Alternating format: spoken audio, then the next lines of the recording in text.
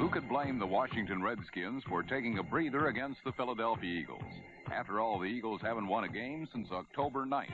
But these birds have not totally forgotten how to fly.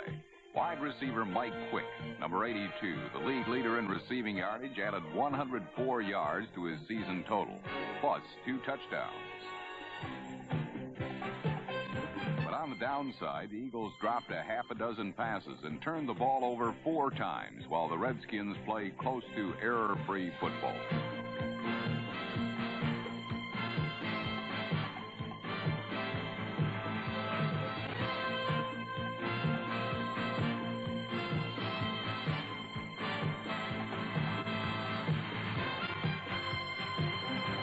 Quarterback Joe Theismann threw 2 touchdown passes, 17 yards to Art Monk, and 75 yards to Charlie Brown, number 87.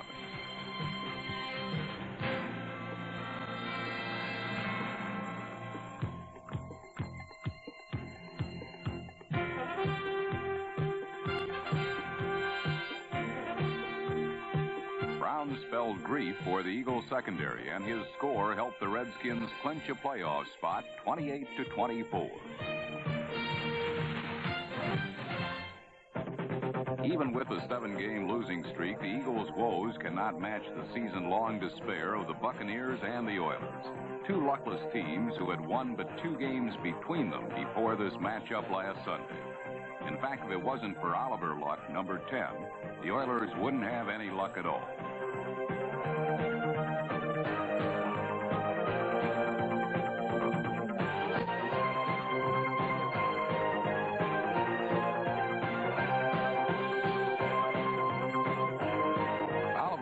Became just plain bad luck when 4 turnovers crippled Houston's chances at win number 2. Tampa Bay reversed their fortunes and broke a scoreless streak that reached 10 quarters.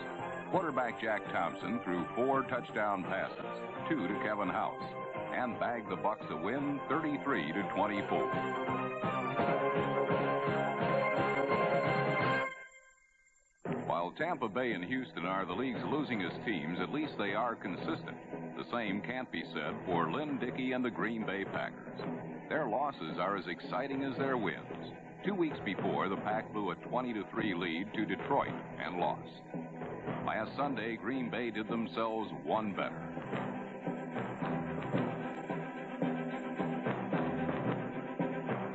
James Lofton's touchdown helped build a 21-0 lead against Atlanta. But no lead is safe when it's protected by the Green Bay defense, a unit ranked dead last in the NFL.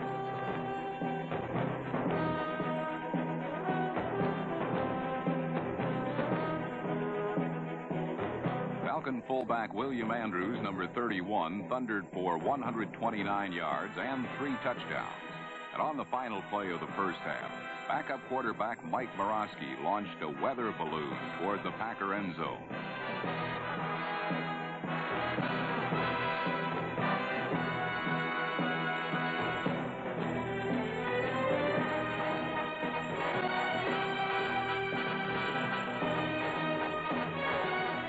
Landed in the arms of Stacey Bailey, number 82, between a host of Packer defenders, the Falcons had edged to within 3 points at halftime.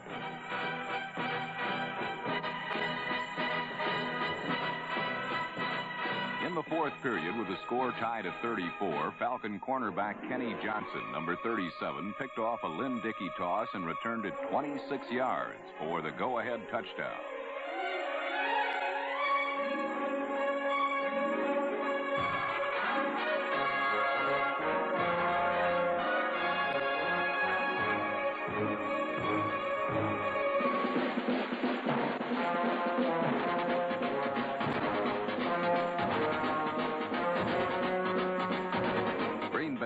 Back to tie the score and sent the game into overtime. The Packers then won the toss and elected to throw the ball away. Lynn Dickey had a song of victory in his head, but it was poorly composed. Once again, it was Kenny Johnson who made the big defensive play for the Falcons. It marked the second time in 2 weeks that Atlanta won on the last play of the game, this time 47-41. Although both teams are 6-7, they still have a long shot at a playoff berth. And the way things are going for these two teams, it all may come down to a Hail Mary or a Big Ben on the final play of the year.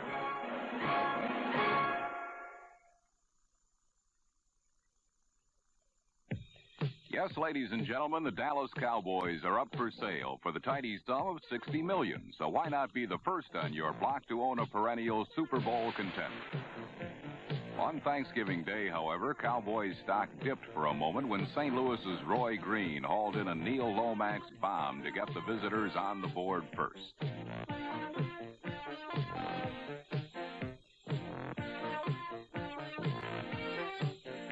The Cardinals opened the scoring and ended the scoring when O.J. Anderson latched on to Lomax's second touchdown pass of the day.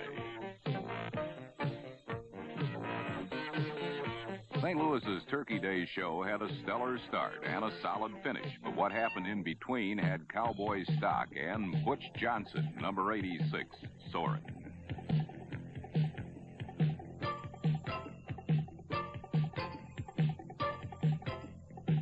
Dallas controlled the line of scrimmage and thus the game as Howard Richards, number 70, pulled and provided escort duty for the surging Tony Dorsett.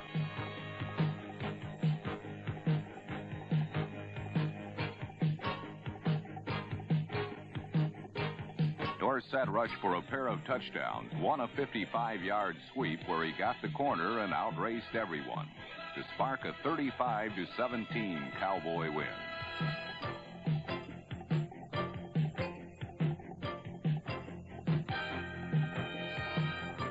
Dallas's 11th win of the season tied them with Washington for the NFL's best record and gave them a leg up in securing home field advantage in the playoffs. In the other Thanksgiving Day contest, one poor Steeler fan had both legs up as he got some help in entering the Silverdome. It was Detroit who feasted and Pittsburgh who had the stuffing knocked out of them.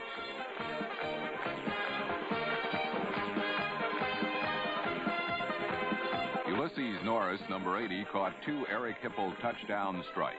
And the usually non-blitzing Lions sent everyone but the trainer to harass and sack Cliff Stout for the full 60 minutes.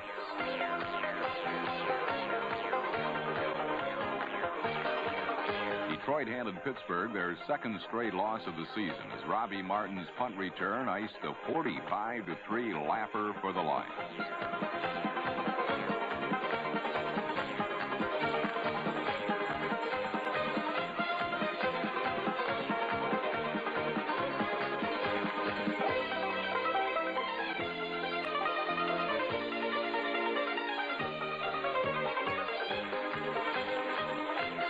Pittsburgh's defeat was their worst in years, and Detroit's win tightened things up considerably in the NFC Central.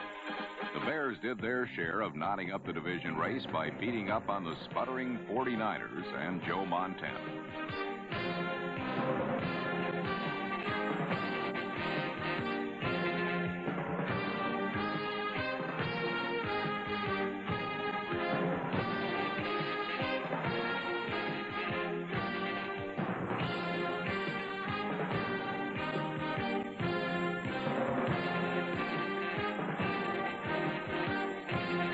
High-powered Niners were limited to a mere field goal, and Jim McMahon fired the game winner to number 85, Dennis McKinnon, as Chicago won 13-3.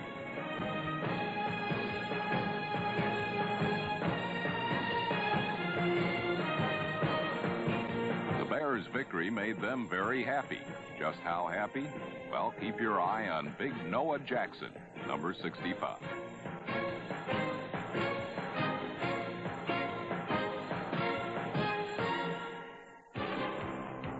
The New York Jets have not had a great deal to be happy about this season.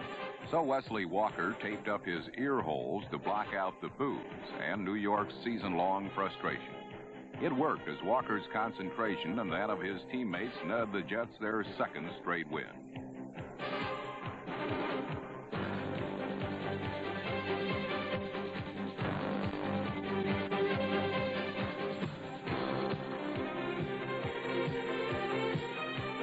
Walker caught two from Richard Todd for scores, and the Jet defense, led by Mark Gastineau, made rookie Tony Eason's first pro start a very forgettable one.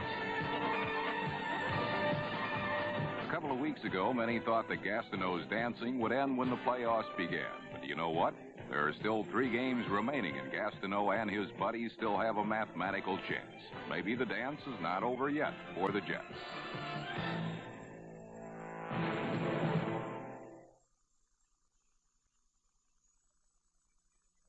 Two weeks ago, what chance Cleveland had of catching Pittsburgh in the AFC Central seemed but a faint flicker of hope blowing in the wind.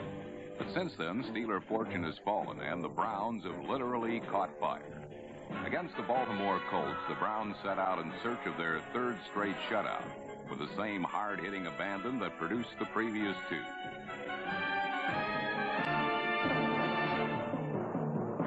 Unfortunately for the Browns, their shutout streak did come to an end, as Colt quarterback Mike Pagel discovered that being a bit unconventional was one way of putting points on the board against Cleveland.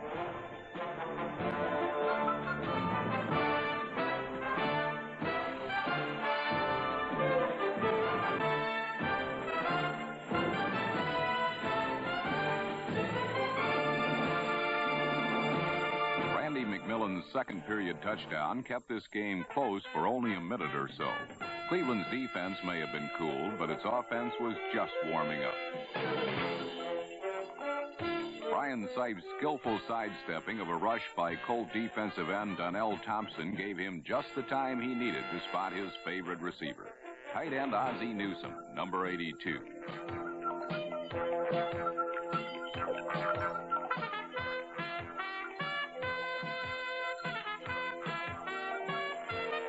Newsome's 66-yard touchdown was one of 8 catches on the day for the veteran tight end, who ended the afternoon as the Browns' all-time leading receiver.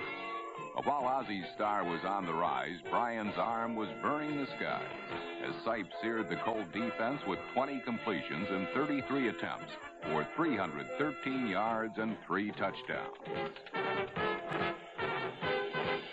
The Browns' 41-23 drubbing of the Colts left Cleveland a game back of Pittsburgh in a fight for the AFC Central crown.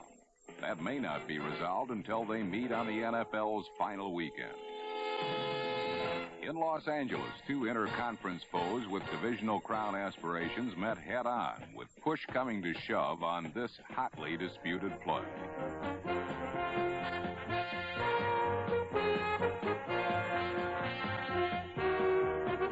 Ultimately, this Joe Ferguson to Byron Franklin 43-yarder was ruled a touchdown, but it was one of just a few times this afternoon that a Ferguson pass found a Bill receiver rather than a Ram defender. Los Angeles intercepted Ferguson 5 times, with the most damage inflicted on the 60-yard touchdown return by safety Johnny Johnson, number 20. It was only 1 week before that the Rams were victimized by 4 interceptions at the hands of the Washington Redskins. Playing the Redskins is not at all like playing the Bills, as Vince Ferragamo will gladly attest. Ferragamo fired 3 touchdown passes, 2 to wide receiver Preston Denard, as the Rams corralled the Bills 41-17 to take over sole possession of the lead in the NFC West. In San Diego, the return of quarterback Dan Fouts has probably come too late for the Chargers, who entered their game against the Broncos as the sole possessors of last place in the AFC West. It had been 6 weeks since the Chargers were last led by Fouts' fiery brand of leadership, and number 14 wasted little time rediscovering his soft touch and redirecting a recently reeling San Diego offense.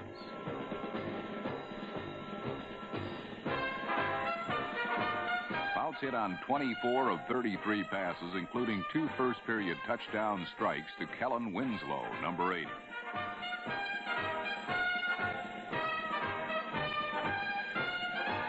The competitive spirit sparked by Fouts' return carried over to the Charger defense, which limited Denver to a single touchdown, while intercepting Bronco quarterback John Elway 3 times.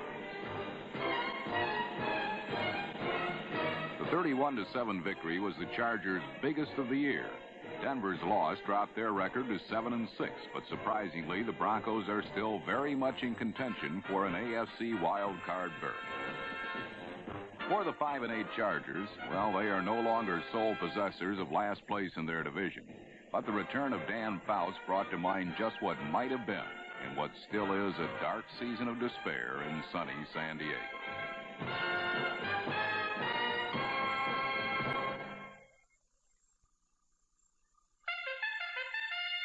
In the Louisiana Superdome, the Saints rebounded from their near-fatal loss on Monday Night Football to remain one game off the pace in the NFC's Western Division, as the conference's top-ranked defense limited Minnesota to merely 245 total yards.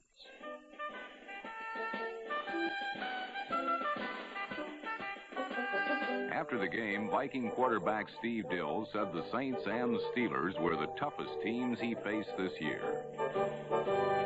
New Orleans defensive end Bruce Clark, number 75, reflects this toughness, choosing to take a direct approach while the Viking offense tried to skirt the issue on a misdirection play.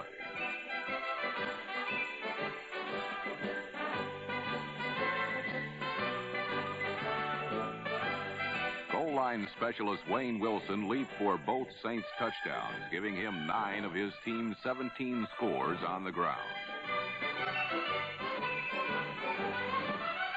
Still, the Vikings had a shot to win with 1:51 left to play. But former Saints kicker Benny Ricardo's 47-yard field goal try was wide. The 17-16 loss cost the Norsemen sole possession of first place in the NFC Central Division. The win kept faith with the legions of fans who are determined to bear witness to the first winning season in Saints history, as well as their debut in the NFL playoff system. Who dat team in New Orleans? By season's end, the world may know.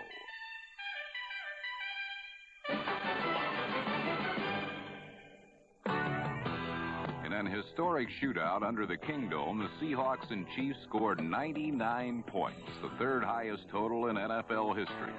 All told, the two teams set a league record of 59 first downs while combining for 962 yards of offense. Seattle's underpublicized quarterback Dave Craig continued to shine, passing for 280 yards and 3 touchdowns.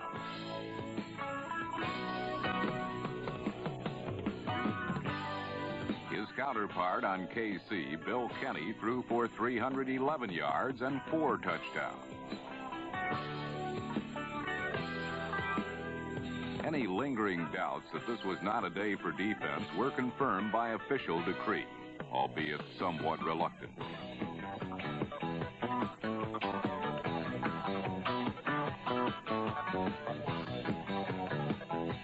While the teams matched each other pass for pass, there was a vast discrepancy in the ground games. It belonged to Seattle and the flying feet of Kurt Warner, number 28. The super rookie ran for a team record 207 yards and scored 3 touchdowns.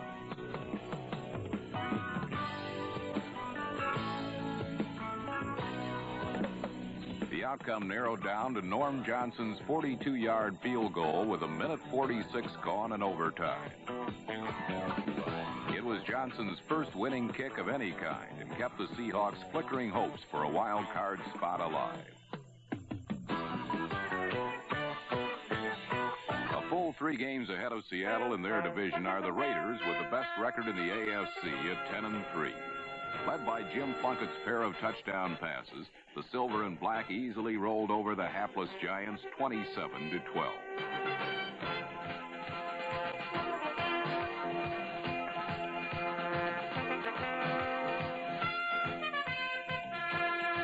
New York did manage several long pass plays, including a 43-yard bomb on which free agent flanker Byron Williams beat Lester Hayes for 6 points.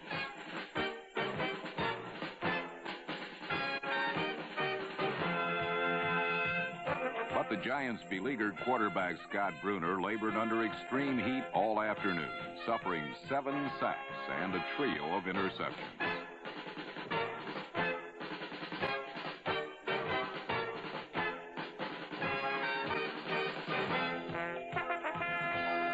Marcus Allen scored LA's final touchdown on a beautifully executed cutback.